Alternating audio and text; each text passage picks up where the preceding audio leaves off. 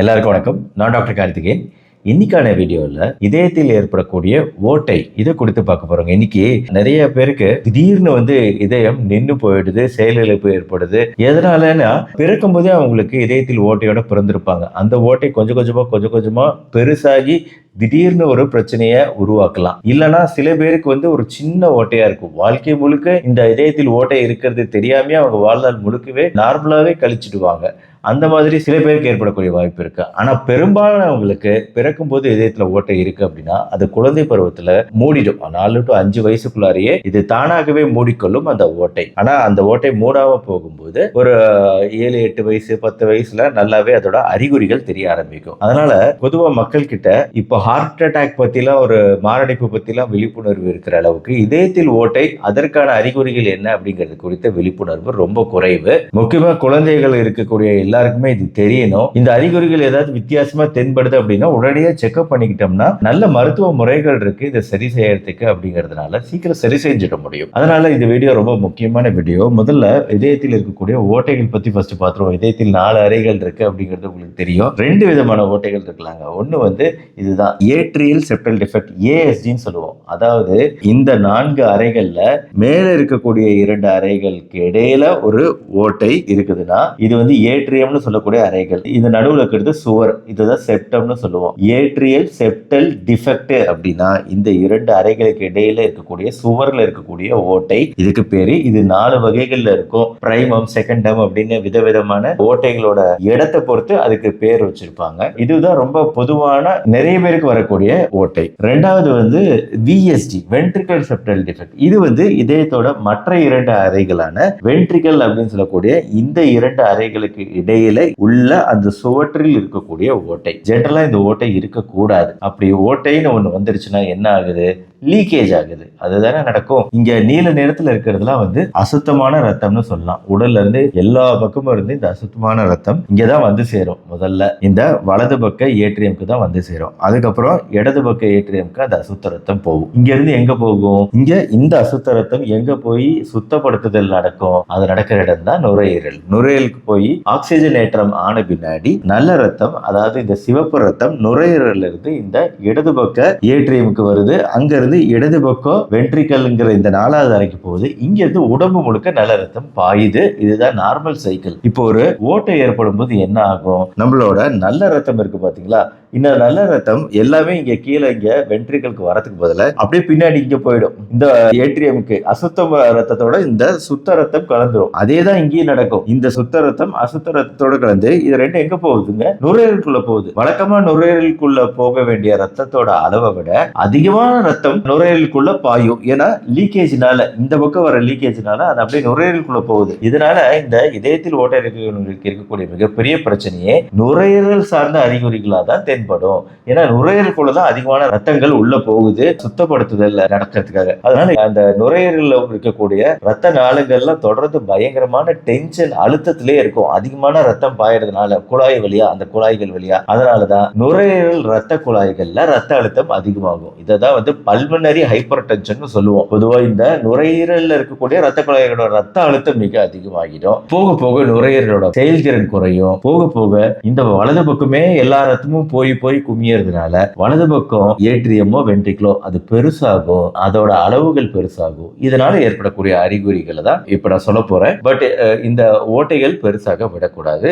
பெருசாச்சுன்னா தான் இது டேஞ்சர். அதனால ஆரம்ப கட்டத்திலேயே கண்டுபிடிக்கிறது முக்கியம். நுரையீரலை பாதுகாக்கிறதுக்கும் இந்த இதயம் இன்னும் மேலும் மேலும் பெருசாகாம இருக்கிறதுக்கும் நம்ம ஆரம்ப கட்டத்துல சிகிச்சை கொடுக்கிறது முக்கியம். இதான் பேசிக். இதயத்தில் ஏற்படக்கூடிய ஓட்டையினால் வரக்கூடிய பிரச்சனை. சரி, என்னென்ன அறிகுறிகள் வருங்க? நான் என்ன சொல்றேன், நுரையீரலுக்குள்ளதான அதிகமான பிரச்சனை. இப்போ நடக்கும்போது மூச்சு திணறல் அதிகமா இருக்கும். சாதாரணமா குழந்தைகள் நல்லா ஓடி விளையாடக்கூடிய குழந்தைகள் இந்த மூச்சு திணறலை பார்க்க முடியாது. சாதாரணமா நடக்கும்போது மூச்சு திணறல் அதிகமா ஒரு குழந்தைக்கு பார்க்க முடியுது அப்படின்னாலோ, மிக எளிதாக சோர்ந்து போயிடுறான் ஒரு குழந்தை அப்படின்னாலோ, கால்கள் வீங்கிக்குது, வயிறு வீக்கம் தென்படுது, கால்கள் வயிறுகள் அடிக்கடி வீங்கி போகுது, தூங்கி எந்திரிச்சோன்னா சரியாகுது, இல்லைன்னா ஒழுங்கற்ற இதய துடிப்பு, இது டாக்டரால தான் பார்க்க முடியும், இல்ல இசிஜில பார்க்க முடியும். ஒழுங்கற்ற இதய துடிப்பு, அரித்திமியான்னு சொல்லுவோம். இன்னொன்னு விரைவான இதய துடிப்பு. இது உணர முடியும், ஒரு குழந்தைய சொல்ல முடியும், எனக்கு படபடப்பா இருக்கு, ரொம்ப நெஞ்சில டப்பு டப்பு டப்பு டப்பு டப்புன்னு ஏதோ அடிக்கிற மாதிரியே இருக்குன்னு சொல்லுவாங்க.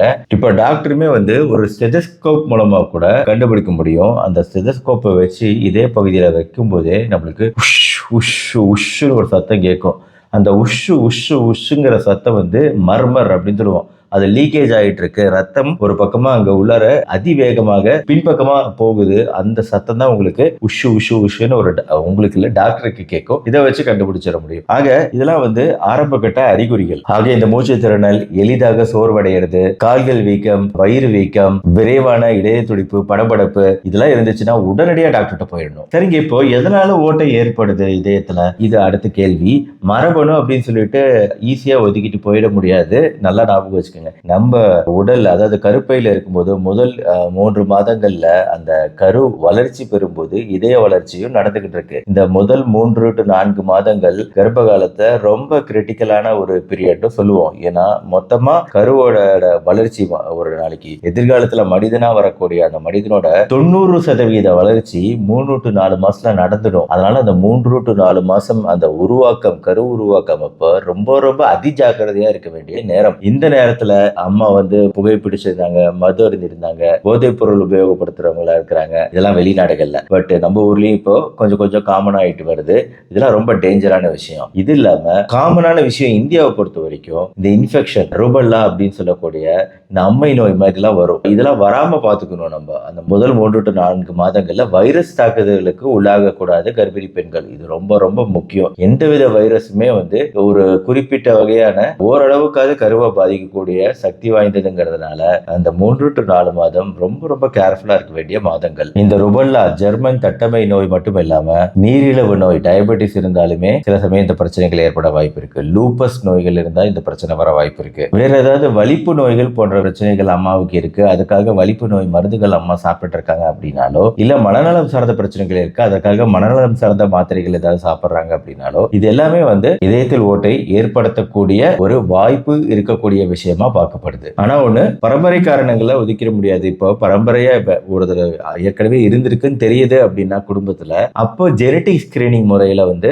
அடுத்து உருவாகக்கூடிய குழந்தைக்கு இந்த இதயத்தில் ஓட்டை குறைபாடு வரக்கூடிய பிரச்சனை இருக்கான்னு கண்டறியக்கூடிய ஜெனட்டிக் ஸ்கிரீனிங் முறைகள்லாம் இருக்கு. இதெல்லாம் பயன்பாட்டுல இருந்துச்சுன்னு வைங்களேன், பல பிரச்சனைகளை தவிர்க்கலாம். கல்யாணத்துக்கு முன்னாடியே தவிர்க்கலாம். அந்த மேரேஜ் கவுன்சிலிங்லயே இந்த அளவுக்கு டீப்பா கூட ஸ்டடி பண்ணி பார்க்கலாம். பொதுவா வருமுன் காப்போம் அப்படிங்கிறது இந்த விஷயத்துல வந்து ரொம்ப கஷ்டமான விஷயம் தான். பட் முயற்சி செய்யலாம் இந்த மாதிரி விஷயங்களை. ஆனா இப்போ இதோட பிரச்சனை என்னன்னா, இந்த ஓட்டை அப்படின்னு வந்ததுக்கு அப்புறம் அது அப்படியே சின்ன ஓட்டையா இருந்துட்டா பிரச்சனை இல்லை. பெருசாக பெருசாக நான் சொன்ன மாதிரி நுரையீரல்ல ரத்த கொதிப்பு, ரத்த அழுத்தத்தை அதிகரிக்கும், பல்மனரி ஹைப்பர்டென்ஷன், வலது பக்க இதயம் பெருசாகும், இதய செயலிழப்பு ஏற்படும் போன்ற பல பிரச்சனைகளை சந்திக்க வேண்டி வரலாம். டவுட் அப்படின்னு வந்துருச்சுன்னா, சந்தேகம்னு வந்துருச்சுன்னா, காலம் தாழ்த்தாம டாக்டரை பார்த்தோம்னா இந்த இசிஜி, எக்கோ கார்டியோகிராம் டெஸ்ட்டுகள், எம்ஆர்ஐ போன்ற விஷயங்கள் எல்லாம் எடுத்து பார்ப்பாங்க. குழந்தைக்கு இருக்கா அப்படிங்கறத உறுதிப்படுத்திக்கிட்டோம்னா அதற்குரிய மருத்துவ முறைகள் நிறைய வந்துருச்சு. இப்போ குழந்தை பருவத்துல கண்டுபிடிக்கிறோம் அப்படின்னா பொதுவா டாக்டர்கள் வெயிட் பண்ண சொல்லுவாங்க. ஏன்னா வந்து நல்ல உணவு முறைகள்லாம் கொடுத்து அதுக்கான தேவையான மருந்துகளும் கொடுத்து இந்த ஓட்டையோட அளவை பொறுத்து இது சின்னதா இருக்கு அப்படின்னா கொஞ்ச நாள் வெயிட் பண்ணதான் சொல்லுவாங்க. ஏன்னா அது தானாவே கூடக்கூடிய வாய்ப்புகள் ரொம்ப ஜாஸ்திங்கிறதுனால வெயிட் பண்ணி பார்க்கலாம். ஏன்னா சின்ன ஓட்டை தானே, அது பெரிய அளவுல பாதிப்பை ஏற்படுத்தாது ஆரம்ப கட்டங்கள்ல. சில மருந்துகள், அதாவது மருந்துகள் வந்து ஓட்டையை மூட வைக்காது, பட் இந்த ஓட்டையினால் வரக்கூடிய பிரச்சனைகளை குறைக்கக்கூடிய மருந்துகள் சிலது இருக்கு. பீட்டா பிளாக்கர் மருந்துகள் இருக்கு. இந்த பீட்டா பிளாக்கர் மருந்துகள் இதயம் படபடப்பு, அந்த வேகமா துடிக்கிற விஷயத்தை கட்டுப்படுத்திடும். இன்னொன்னு ரத்தம் உறைதல் தன்மையை குறைக்கக்கூடிய மாத்திரைகள். இது வந்து நம்ம இதயத்துல பிரச்சனையும் போது ரத்த குழாய்கள்ல ரத்தம் உறைந்து பிரச்சனை ஏற்படக்கூடாதுன்னு தானே நம்மளோட முதல் எண்ணமா இருக்கும். அதுக்காக தான் ஆன்டிகோயாகுலண்ட் மாத்திரைகள் கொடுக்கப்படும். இப்போ உள்ள லேட்டஸ்ட் டெக்னாலஜி படி இந்த இதயத்துக்குள்ளார கத்தீட்டர் மூலமாவே இதயத்தை ஓபன் பண்ணி பண்ணக்கூடிய சர்ஜரி, முன்னாடி இருந்த surgery open heart surgery, atrial septal defect பண்ணிட்டு இருந்தாங்க, இந்த ஓட்டைகளுக்கு பண்ணிட்டு இருந்தாங்க. ஆனா இப்போ வந்து கத்தீட்டர் மூலமாவே ஒரு குழாயை உள்ள செலுத்தி அந்த குழாய் மூலமா அந்த ஓட்டையை அடைக்கக்கூடிய டெக்னிக் நல்லாவே டெக்னாலஜி டெவலப் ஆயிருக்குது. இதை சரி செய்யறதுக்கான டெக்னாலஜி ஓபன் ஹார்ட் சர்ஜரியுமே வந்து நல்ல டெவலப் ஆயிருக்குது. இப்போ இது வந்து காஸ்ட்லி கத்தீட்டர். ஓபன் ஹார்ட் சர்ஜரிங்கிறது செலவு குறைவா இருந்தாலும் அதோட டெக்னாலஜியுமே நல்லா இம்ப்ரூவ் பண்ணிருக்காங்க.